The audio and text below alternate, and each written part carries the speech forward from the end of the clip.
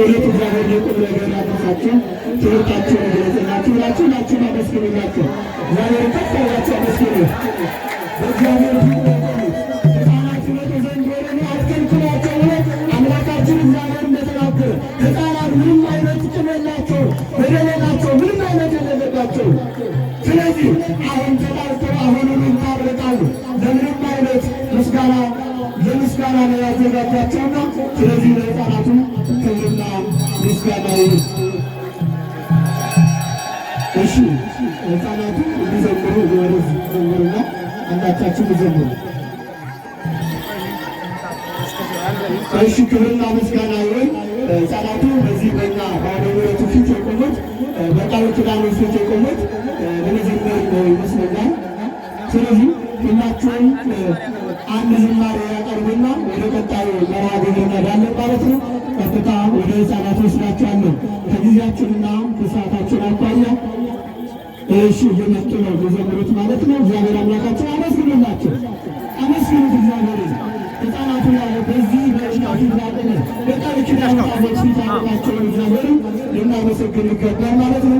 እግዚአብሔር አምላካችን ከሁላችን ጋር ስለነበረ ለምስጋና ሰዓት አምላካችን ከሁላችን ጋር ወደ ሕፃናቱ በስመ አብ ወወልድ ወመንፈስ ቅዱስ አምላክ አሜን። በስመ አብ ወወልድ ወመንፈስ ቅዱስ አሐዱ አምላክ አሜን።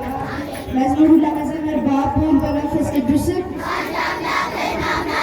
እያመንና እየተማጸን በሥላሴ ተጠቀስ ዜና አልባ ሲሆን ለገብረ መንፈስ ቅዱስ